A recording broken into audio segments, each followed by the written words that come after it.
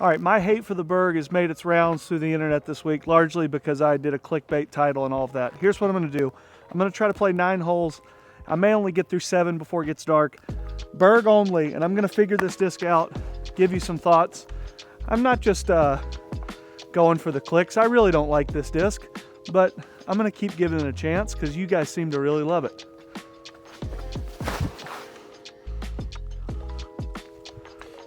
That's actually a good shot on this hole. That's my first throw of the day. Some of the initial feedback that I got was you didn't do the right things with it. You were trying to throw pure hyzer. Now granted, a lot of that was because of the wind, but I'm gonna try to throw some straight shots, some forehand shots, some up shots. We'll see how it goes. I don't know why I brought this huge bag full of discs because I'm only gonna have time to throw 1 shot per hole. Otherwise, I'll tell you if I'm gonna throw an extra. This is a K3 base plastic one that I threw on the last hole. I'm gonna go hyzer around the corner and maybe it'll flatten out and just kind of fall. I just need to give it the right height. Man, oh, there's no way. I am throwing another one. I am throwing another one. Throw this K1 Eric Oakley Stig. No way. Or Eric Oakley Berg.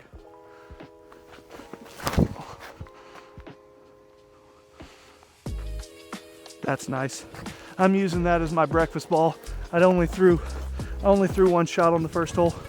So here's what I do love about the Berg, which there's not a lot to choose from. But the idea that you can throw something on hyzer and it finishes really straight and drops out of the sky, that is pretty cool. I like that. All right, this one's gonna be tough. This will be a 2-shot hole. I'm gonna try to throw this on like a turnover shot. It should hold the line. I just don't think I can get enough, snap to actually make it do what it needs to do.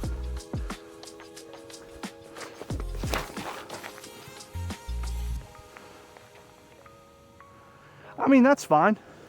That's about as good as you can hope for. I'm not gonna throw it 1,000 miles an hour.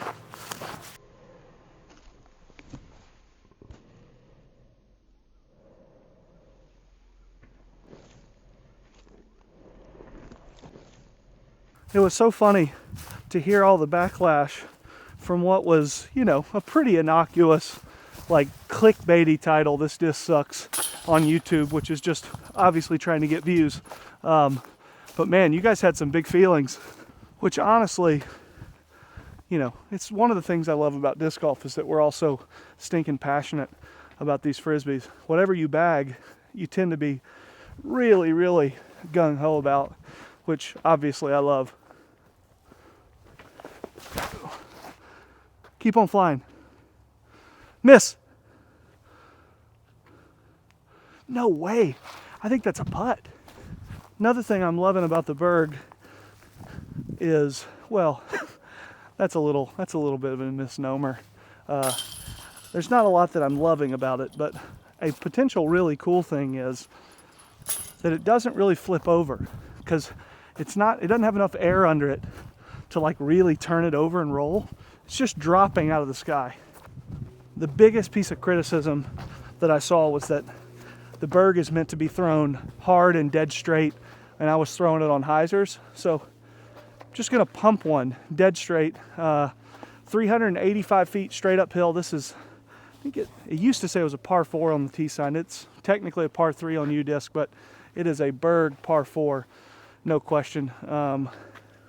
Just gonna throw it really straight, hard, see how much distance I can get out of it, and try to keep it on a straight line. Yeah, I mean, that is, if I did a flight path thing, it would just be an arrow. That is for sure true. Everybody said nose up, little bit of hyzer, throw it hard, watch how straight it goes. And to be honest, you guys were right. And that's pretty cool. That's it's no distance, but it's a really useful kind of shot, especially in the woods, to be able to trust something thrown hard that it's not gonna roll over. Kind of eliminates the need to have super touch, but I dig it. All right, I'm gonna throw the K1 Eric Oakley Berg here. because I am going to have to throw on hyzer. Pretty tight to these leaves though. Oh no, skip. I don't know. I don't know how that's going to go.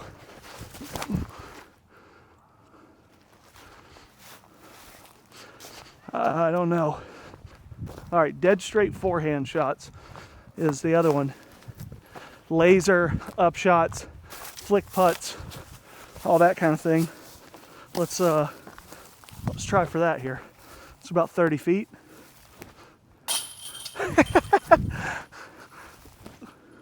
Yeah, that's fun. All right, hole 12, 285 feet. I've been loving this K3 for the amount of distance it gets. I'm gonna go hyzer, just up in the window and push it maybe 90% power, 80% power or something.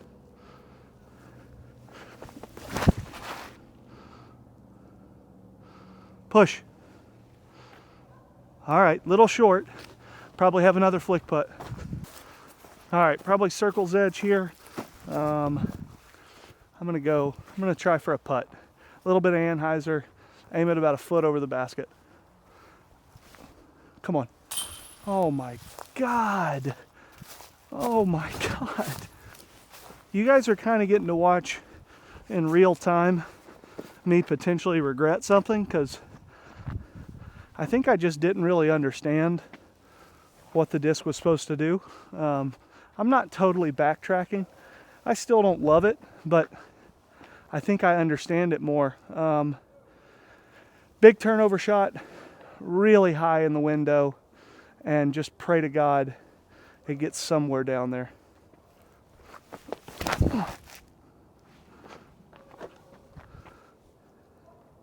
No. No. All right, I'm essentially sprinting at this point. This is a great opportunity to show a really straight forehand if I do it well. Just like, I don't know, the exact angle I want it to fly on, a little bit higher than it should be. Oh yeah, I missed it by just an inch. All right, I think I am gonna get through 9 holes. That's not bad. All right, hole 5, 285 feet. Little nose up hyzer, but firm. I'm gonna try to get this to go as far as I can.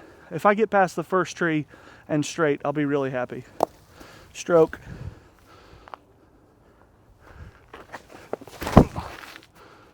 Yeah, that is so dead straight. It's not far by any means, but that's really straight. We are so close to being out of daylight here. I'm gonna throw a little forehand turnover. This is probably 65 feet or something. Yeah, that's fun. Last hole of the day. I think this makes 9 holes. I'm gonna play the par 4 version of this. I'm just trying to get down into the window, prepare for my second shot. Even still, this is probably par at best.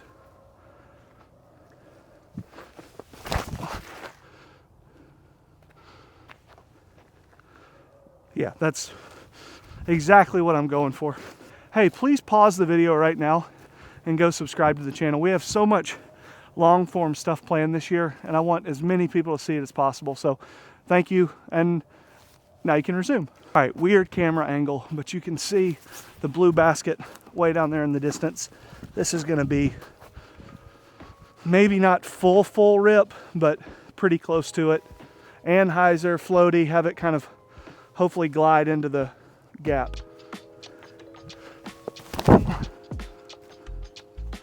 Yes.